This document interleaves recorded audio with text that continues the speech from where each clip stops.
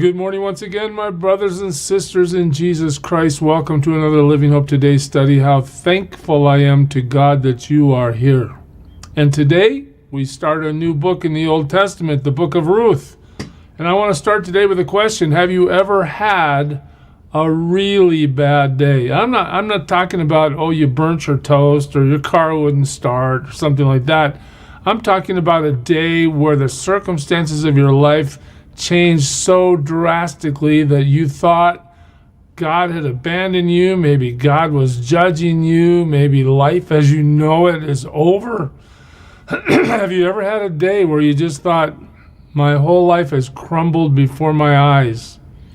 Ruth is a book that's going to teach us how to deal with that and how to persevere based on what we watch God do in this book. And I want to just say in the beginning, the Lord is mentioned very little in this book. In fact, there's no direct communication where the Lord is telling somebody, here, go do this in this book. This is just life working out as we all experience in our daily walk, right? Let's look at this. The story starts like this: in the days when the judges ruled. Okay, so stop right there. What do we know about that? Well, we know everybody does what's right in their own eyes. There's basically political chaos, moral chaos, all kinds of trouble, right? Okay, so this is when the story of Ruth is set. Okay, what happens in those days when the judges ruled? Well, there was famine in the land. What does that mean? There's not enough food to eat. We're not growing food. There's no rain, or for whatever reason, we're not producing the crops we need to produce to survive. Okay, there's famine. And a man from Bethlehem of Judah, in Judah, remember that'll be important as well, Bethlehem, together with his wife and 2 sons, went to live, they went to live for a while in the country of Moab. So, okay, we got to go somewhere where there's food. Well, where's Moab? Oh, I'm so glad you asked. Here's a map of the region. Up here on this map, we have Bethlehem and Jerusalem in that circle. I know it's probably hard to see on your smaller screens, but look on the east side of the Dead Sea. There's that place called Moab. So they've basically followed that little orange line. It's been quite a walk, but they're going to a foreign country, a pagan nation, to try to survive. Has God said, go to Moab? No, we're not told anything like that. This is just a practical decision based on the fact that we can't survive if we can't eat. So let's go somewhere where there's food. All right. Is God in it? Well, so far we haven't heard anything about his working. The man's name was Elimelech. All right. Oh, so now we're going to identify the characters of the story. First, we have Elimelech, that's the husband. His wife's name is Naomi, and the names of his 2 sons were Mahlon and Chilion. They were Ephrathites from Bethlehem, Judah. Okay, notice the text has now told us twice about Bethlehem and about their heritage. And they went to Moab and lived there. All right. Again, now we've been told twice that they've left the country. Now, Elimelech, Naomi's husband, died. Look at this, one sentence. Elimelech, you got introduced in verse 2. Verse 3, you're gone. All right? Died. And she was left with her 2 sons. So now we have a grieving widow. Her name is Naomi. You know, I don't know if you've ever had to pack up and move because of political or natural circumstances. You don't have enough to eat. You have to become a refugee, basically, to go to a different country. But Naomi's experienced that, packing up whatever she had in her home, saying goodbye to all her neighbors and friends and perhaps relatives and loved ones. I'm going to walk to Moab now. She gets there having lost her home and gone through that experience. Now she loses her husband. But she still has her 2 sons, at least in verse 3. They married Moabite women. Again, that was really not allowed by Jewish standards, but okay, when in Moab, do as the Moabites do, I guess. There's no prohibition, but there's also no, the Lord told us to do this in this text, okay? But here's the ladies that they married, one named Orpah and the other Ruth. Okay, there's the introduction to our lead character. After they had lived there about 10 years, so life's been going on, and I think about Naomi, okay? I left my home. I'm now a widow in a foreign country in Moab, and these kids have been married for 10 years. Where are my grandchildren? How come I don't have a house full of young people running around and bringing me joy? Well, instead, the story goes like this. After they had lived there about 10 years, both Mahlon and Chilion also died. So now we got 3 widows, right? We got Naomi, we got Orpah, and we got Ruth. They've all lost their husbands. And Naomi was left without her 2 sons and her husband. That's a very significant little line there, because if you're female in these cultures of the Middle East back in those days, and in some of those cultures even today, you're on your own. You're unprotected. You're exposed to whatever person wants to be mean to you. I mean, you're really in a vulnerable place. Okay, so now Naomi, no grandkids, no house in Bethlehem, no husband, and now no sons. Wow.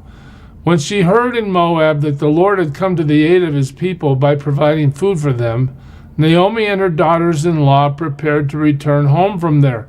Notice that there's no mention of grieving, there's no mention of the impact of these events, although the impact had to be horrible. What we are told, though, as the story proceeds, is Naomi's ready to go home. The Lord had come to the aid of his people. So the Lord is feeding the people in Bethlehem again. There is enough food there for everybody. Okay, let's go home.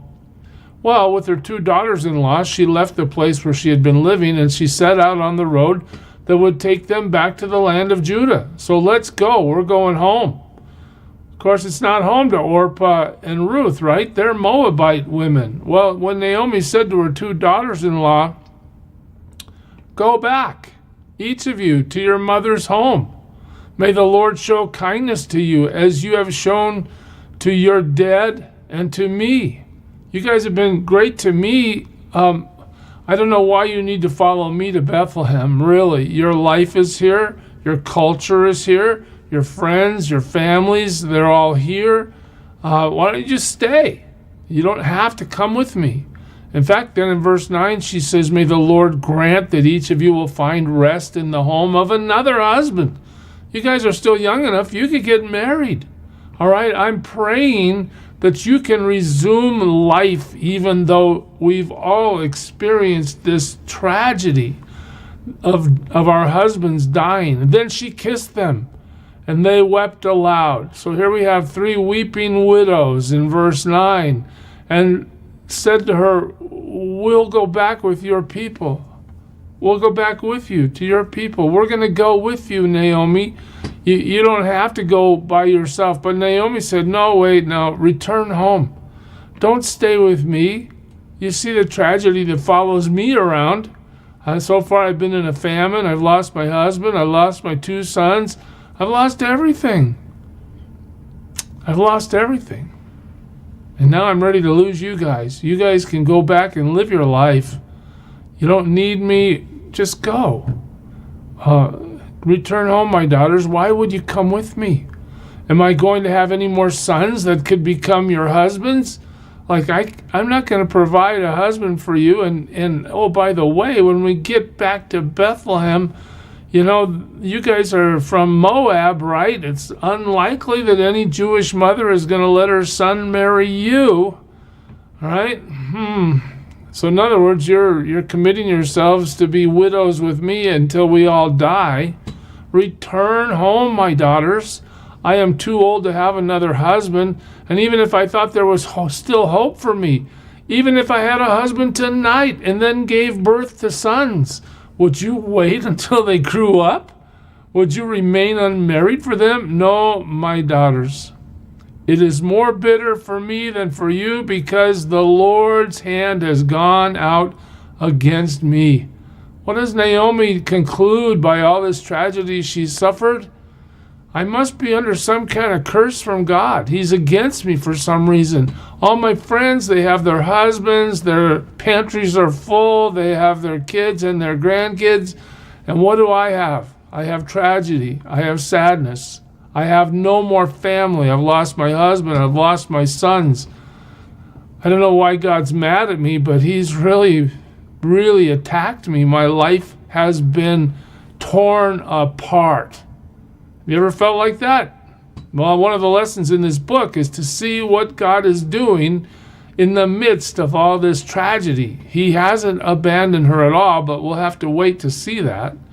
As they wept again, okay, at this they wept again, weeping widows on the road. Then Orpah kissed her mother-in-law goodbye. Hey, I'll see you later. You're right, I'm going home. But Ruth clung to her. Ruth clung to her. Why? We're not told why. We're just told that Ruth isn't leaving. So Naomi gives another impassioned plea. Look, said Naomi, your sister-in-law is going back to her people and her gods. Go back with her. Come on, Ruth. Really? You want to follow me? Come on. Why would you do that?